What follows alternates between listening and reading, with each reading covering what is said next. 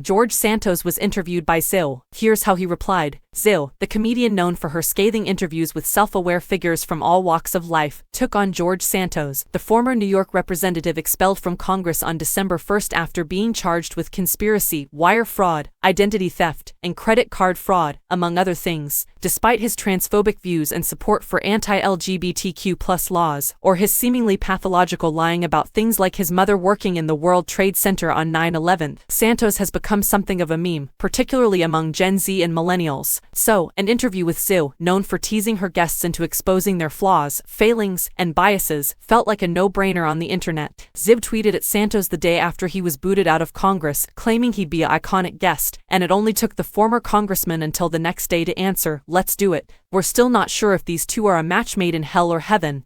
But here's everything you missed from the Ziwe versus Santos bout. When asked to name civil rights leaders, he said, "Who the hell is James Baldwin? I'm not sure who that is. Republicans and Democrats alike are swampy, slimy people selling this country down a river," Santos said. This was followed by, after reading the declaration, Ziwe asked Santos whether he could name individual members of Congress who are frauds, to which Santos answered, "They're all frauds." Ziwe then urged him to name names, to which he objected, before listing a group of persons for him to weigh in on in terms of fraud. Marjorie Taylor Greene and Matt Gaetz, according to Santos, are not scammers. However, Kevin McCarthy, Lindsey Graham, Bob Menendez, and Dan Goldman are. Take it how you want. When asked how many black friends he has, he replied, "I have plenty. I have far too many to list. Seriously, I can't see any color. Queens is where I grew up." Santos appears to believe that the country requires more independent thinkers, like Jill Stein. Ziwe inquired, says Santos, "According to Hillary Clinton, he is a Russian asset, and I believe her. No one's asset." Ziwe questioned how many members of Congress Santos could beat in a lip-sync competition. He uttered them all. If he had to pick a song, he'd go with "I Will Survive" since it's catchy. I mean, why not? Progressives are the future and they need to slay the Boots house down. On Capitol Hill, if a politician's mouth moves, they're lying to you. I'm not a political figure. It was never, and it never will be. When asked if he backed a ceasefire in the Israel-Hamas conflict, Santos replied, "I despise war. Peace is the way forward." He continued,